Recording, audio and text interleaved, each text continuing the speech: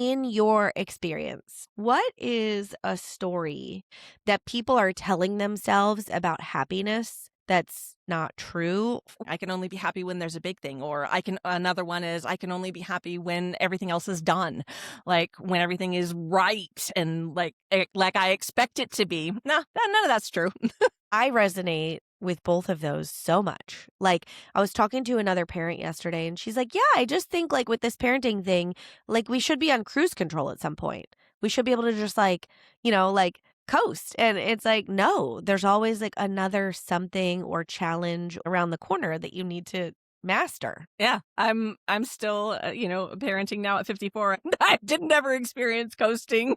If happiness isn't a big thing, then is it safe to say that it's more of a little thing? For me, it's about intention. Like we have to choose it to, and first of all, we have to know we want it. Do you really want that? Like, and as soon as you're really clear, hey, I want that in my life. Are you willing to be it? Like, you have to. As soon as you're willing to say yes, I want that. Yes, I'm willing to be that. Then we have to allow it in, and we have to let it be. Wow. Am I Uh-huh. willing to be it? Yes. So most people will say yes, Mhm. but there's a no stopping them. What do you Yeah. think that little no is that stops us? Cuz like, yeah, we want to be it. Of course we want to be happy. Yes, we're willing, but then our actions and our habits and our words, they stop us. Somewhere along the line, we may have learned it wasn't safe to be joyful, to be happy. I know I did. I can give you several experiences really from a really young age. I was, yeah, that I learned it wasn't safe to do that. So, consequently, I backed away and made sure I didn't ever like show that effusiveness or that exuberance or that ecstasy. I didn't let it come from me because it was a good idea to do that. Think about our early experiences in education in schools. Like, if we got happy, if we got joyful, what happened to us? Like, it's no wonder we're scared of it. We got it trained out of us. We got to learn how to Totally. remember. We had to remember how to connect with the part of us that knows it and to let it be. Is there a moment in your life or a series of moments where you were like, I'm not playing small anymore. I'm not closing myself in. This is me. This is my joy. And I'm here for it. It's intention, Ryan. It's an everyday choice. It's being aware of the process of the habits that developed and then making an intentional choice day by day by day by day by day by day by day by day by day ad infinitum to do it different and to live it. And so, we can block joy, but it doesn't disappear. It never disappear. It waits for us. And so because I know it's waiting for me, I got to go meet it. And that means if I'm going to go meet it, it means I got to pay attention. Joy waits for us. Joy waits for us. That's beautiful. Yes. So you say that being deeply listened to actually allows well-being and Yes. there's some sort of emotional component there. Will you walk us through why after being deeply listened to, we're able to access that joy that was always waiting for us? We're seen, we're heard.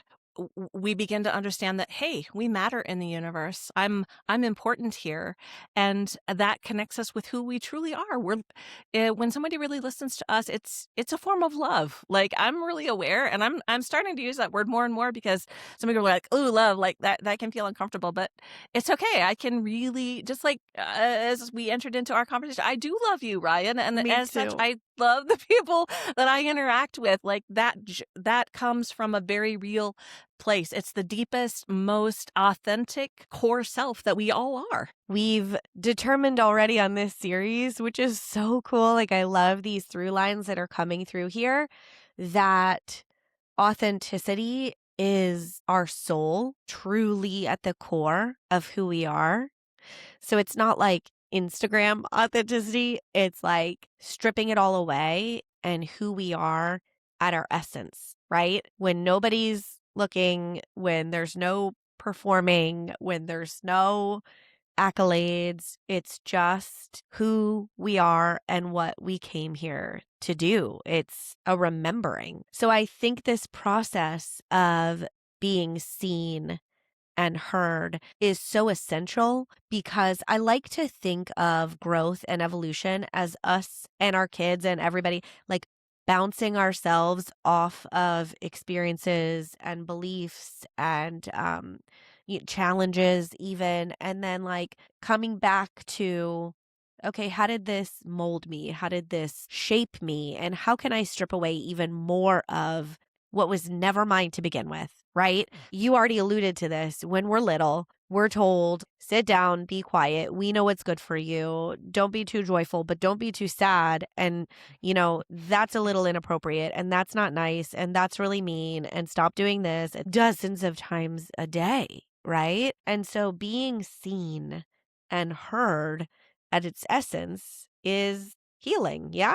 Allowed to be who you are, that becoming, that being allowed to be who you are. That's so important. Yeah. So this is like a permission slip to Yes. say, you don't need to perform here. Yes. You can be what you want. You can say Yeah. what you want. You can tell I'll your truth. It's exactly. safe. Exactly. Yeah. I was so excited when I saw this topic come up and I saw your email come through because I literally wrote a blog in October of last year, Permission to be Joyful. Like that's the title of the blog. And I was like, oh, it went out into the universe. It's coming back. I can actually talk more deeply about this in a real conversation. I'm so excited. Permission. Because we don't need permission, Yes. but we feel like we do. It's giving ourselves the permission. We don't need outside validation. That's not what I'm talking about. Internal permission to be that. Where do we source that internal permission from? I think I know the answer, but what do you think? You and you, that's all there is. You, the what, astral body, the human body, the meat suit, whatever you want to call it, that. But then there's the greater source part. That's all you need. It's just you and you. That's all there ever is. I think that it takes this courage and this like boldness, this audacity to really take a look within and kind of get right with yourself, right? Because there's so many things that we've felt shame or fear or these really like seemingly sticky things that have become associated with who we truly are, or that thing that happened when we were 7, or that thing that happened when we were 11, or the thing the teacher said that nobody even thought of, but is still somehow sticking with us. Like, what is going on with that? So, what's going on with that, in my opinion, is this. Because we have that negative emotion, we have that feeling of that doesn't feel right. It's the bigger you that I just talked about, that bigger source you, letting you know, hey, that's not what I thought about that thing. We still need to fix that because you are uncomfortable about that, and that's not what I'm really thinking. And so then the next question is, what does my higher being think about that? What is another way of looking at that actually gives me some relief, that helps me feel a little bit better? So, does this come down to the way we think or what we believe about ourselves in the world? Yes. Yes. And Yeah. yeah. Mhm. Yeah. So, the good news and the bad news, as always on this show, folks, is that it all starts with us. It's an inside job. There's no bad news. That's not bad news. That's good news. You don't have to rely on anybody else. Nobody else can do this for you. You get to do it. It's yours. I don't see that as bad news at all. That's like the ultimate permission slip. Like there's nobody else. Nobody else can do it for you. Nobody else can do it for you. It's just you. And it's your choice, and you get to make that choice. And I see that as a marvelous thing. Why do you think so many people are looking outside for circumstances to be different, for, their life path to feel easy, for the job to be here or the house to be here? Like, why do you think people are looking outside though? That's the internal process that we were given from the time we were little. And again, it's going back and relearning that no, actually it's me. I get to choose it from always. But we lost it along the way. And so I think it's really that reclaiming it. I really do. I love the words reclaiming and remembering when we talk about happiness, joy, soul, like, because when we're babies and children, we're so connected still to this divine. And know so it. we know it, but we Mhm. forget a Yes. lot. It's our mission to reclaim and remember. And as a parent, isn't it marvelous that we have the opportunity with the little ones around us to see them and to go, "Oh, they're remembering something I forgot. Oh, Yeah. wait a minute. Oh, they're showing me joy in this moment when I'm just all frustrated and upset, and here they are demonstrating this thing. What if I embrace that rather than exuding this unpleasant emotion, this unhappy or uncomfortable emotion that I'm feeling? What if they're right and I'm actually the one who's out of alignment here? Like, Yeah. what if? What if? What if? You said, what if I embraced that? To me, what you're saying is allowing every single moment of our day to be as it is. Yeah? That's the work. You say when you go to bed at night, find the thing that makes your heart sing, even if it's really small.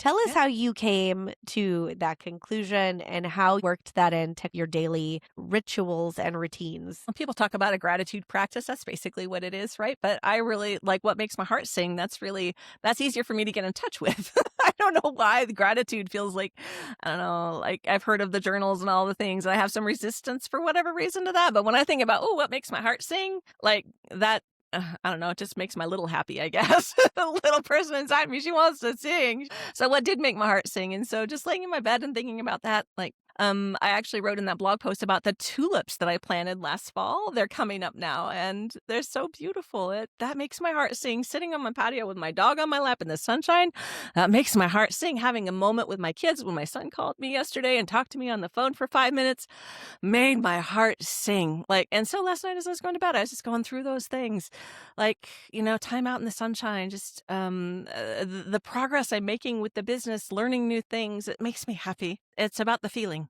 It's connecting with the feeling of it all. Yeah. Yeah. Mhm. So, what's a big thing right now that's making your heart sing? Because you mentioned a lot of little things. Is there a big thing in your life that you could share with us that's like, yes, like you're kind of, if are you having a mountaintop moment or like something that we can celebrate?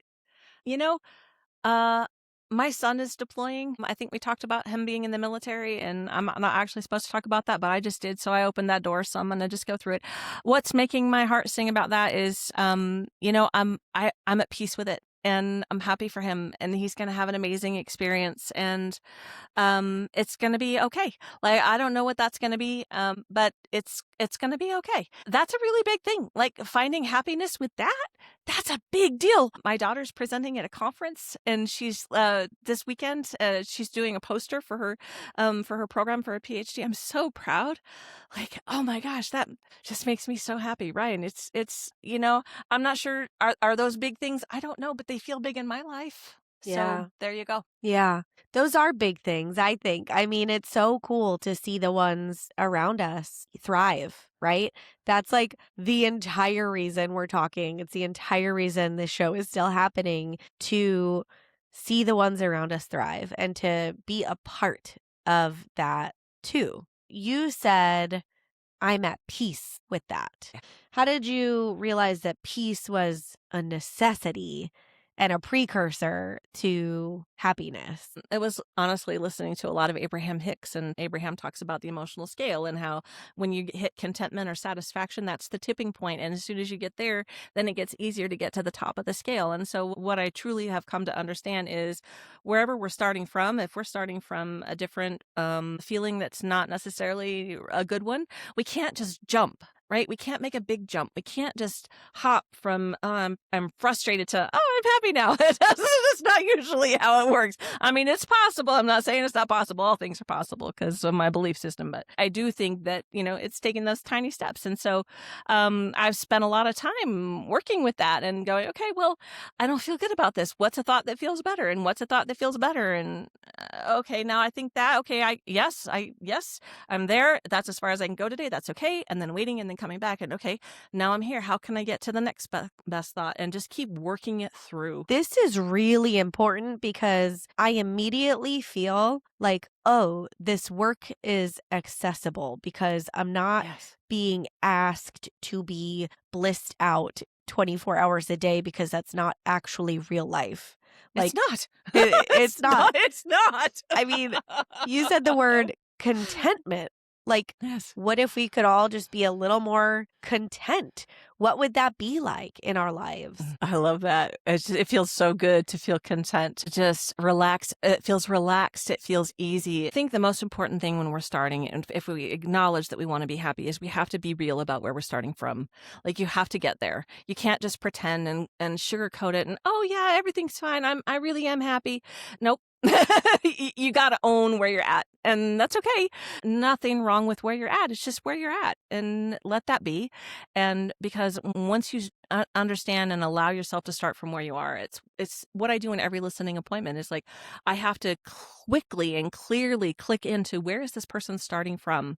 Where are they? That is the key to being able to help them feel better when they leave. Do you picture that scale of emotions that you referenced when you're listening to somebody, or is it just a different process? A lot of times I do, yeah. Yeah. If I'm struggling, if they're really struggling, oftentimes I'll see the list on my mind and I'll throw a couple of words out to try to gauge, okay, where are we at, and maybe what words might feel better, and where in a listening appointment, I'm not about giving advice. I don't need to change anybody. I don't have a need to change anybody. Everybody gets to be who they are and what they feel. It's okay. But if somebody wants to feel better and they're ready to feel better and they're looking at me like, okay, I've just dumped and now I really am ready, then what is the next thing? What is the thing they can reach for? Because again, I don't want to try and push them all the way up because they won't get there. That'd be a mistake on my part. I want them to feel relief. We're just looking for the thought that feels better.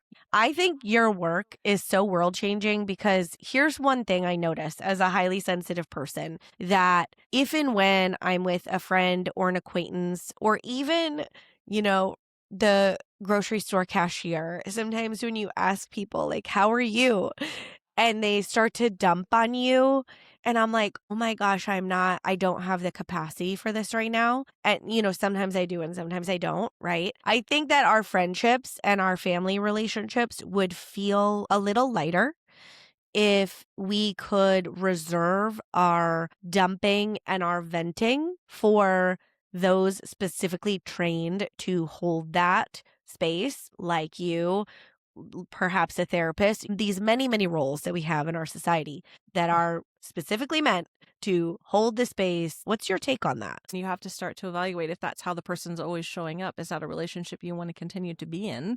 But I do think it's inevitable that we're going to have days when we're not feeling good because those are our learnings. And so if somebody shows up in your world and they're having one of these experiences, then it's about, okay, what is this teaching you? What is you showing up with this in my life teaching me? What am I supposed to Oh, learn from this example? Like, you're here, we're having this conversation, we're together, the universe put us here. So what is this telling me now about what I need to learn? And how am I open to that? And how can I draw that in and let that open me up in new ways? interesting. That's exactly the response that I needed to hear because my first instinct is to fix or dish out advice when most people don't need advice or fixing. They just need to get it off their chest, right? A little love. They need a little love. A little love. How do we show a little more love to the people in our life that it's easy to, and then the people in our life that it's kind of hard? How do we show just a little more love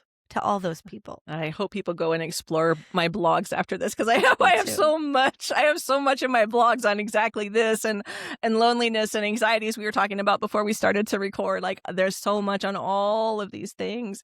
Oh my gosh, Ryan.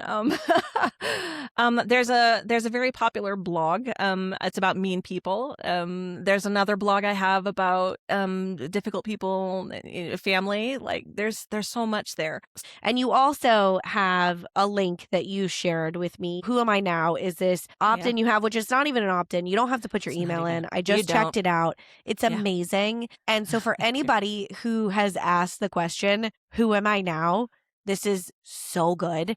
And I Thank can you. relate to this in big transitions in my life so much because when we move to a different version of ourselves, there is a grief for who we've left behind and the Yeah. many varied, imperfect versions of ourselves who maybe weren't filling us with joy, but we kind of miss, like I kind of miss my Marlboro smoking, bar dancing, 20-year-old self in a way because damn, she was fun. And that kind of thing, you know? Ryan, what was fun about her that you can still bring forward into today? What about that experience in your life is waiting for you to wake up and embrace, maybe without the Marlboros, if you For sure without the Marlboros. maybe a However, little less tequila. for sure.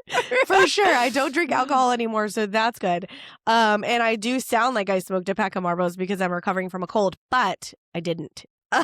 Yes. So I love that question, Deb, because the first thing that popped into my mind was freedom, like this free, like open, receptive attitude about life. And like before some of the fear got in the way, I think as I've gotten older and really peeled away some of the stuff, a lot of fear bubbled to the surface. You talk about, you know, us needing to explore these emotions before we can live this life of well-being. For me, one of those big things was fear. And so when I look at past Ryan, that version that I said, there's many versions of her, but that version is this free and fun and not really worried about too much kind of gal who just kind of went where the wind blowed her. And I can be that way moving forward just by accessing that feeling of freedom, which as soon as I thought it, like I can feel that free right now. Think about the title of your podcast, Raising Wild Hearts. Do you not see the connection? Like you are raising your own wild heart. Do you not know it? Because, girl, you are. And that freedom is there for you. All you got to do is just let it be. I love it so much because I still to this day try and figure out how to explain what raising wild hearts means. And That's what it is. I'm so glad you said that, Deb, because it's so true. This is not just about raising our kids or educating our kids. And by our, I just mean like, society's kids plus our own. Yes, it's about raising ourselves, our inner, girls and boys, and also each other. This conversation with you right now, we're all walking around raising each other up a little bit more. And to me, that is definitely life-changing work. So thank you so much for reflecting that. I'm just going to let that sit because I felt like that was really powerful and I could say more, but let's just let that be. It's so powerful. I feel it. And I know you guys are going to want more of Deb Porter. She'll be back on the podcast, I'm sure. But for now, check out her blog, hearingoutLifeDrama.com/blog. And then I'm going to put the link to Who Am I Now? Would you call it an article? It's a free resource. Like, some people do freebies and you got to do your email. I stopped doing email newsletters because I just realized it's not aligned for me. I don't like getting a lot of emails. Your email made me happy. Like, Deb, come do this.